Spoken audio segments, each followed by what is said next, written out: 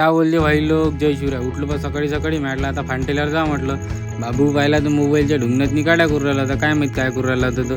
मग समोर गेलो सोसायटीमध्ये, तिथं नानादाची गाडी आली होती. नानादाच्या गाडीतनी पटावर बैल चालले होते आष्टेले. मग बैल गिल बांधला नानादानं, मग ते निघाले तिथून. मग आलं सुरतदाच्या गाडीमध्ये. याचा साऊंड बम खतरनाक आहे, म्हटलं वाजून पाहू दे म्हटलं. मग तिथून मग घरी गेलो, आंघोळ गिंगोळ केली, बिलकुल बागायदा. मग जात होता आपल्याला कालची गाडी आणण्यासाठी नापेडमध्ये ठेवली होती, कारण की काल नंबरच नाही लागला आपला. मग आकाशदाला भेटलो आम्ही दोघे जण. मग आलो मोठ्या मार्केटमध्ये. पहिले पोचलो धामणगावमध्ये, मग आलो बा मार्केटमध्ये आलो तर लंबी लाईन लय होती, काही बोलायचं काम नाही. आकाशदाची गाडी खाली झाली. आकाशदाचं इकडं मोठ्या मार्केटमध्ये काम होतं. मग तिथून मग आम्ही निघालो बा. मग मी माझी गाडी पाहासाठी गाडीच्या वर तर चढलो. हे पाहून घ्या, एवढी मोठी लाईन होती बा, काही बोलायचं काम नाही. मग आलो तिथून चिवडा खाल्ला. मग तिथून डबल निघालो नापेडसाठी जायसाठी. ह्या काय म्हणते, एक काम करणं सर तू चालला जाय म्हणते नापेडमध्ये. म्हटलं ठीक आहे म्हटलं. मोठ्या मार्केटमधून मग नापेडमध्ये गाडी लावली मी ना. मग तिथून माझी गाडी खाली करणं चालू होती.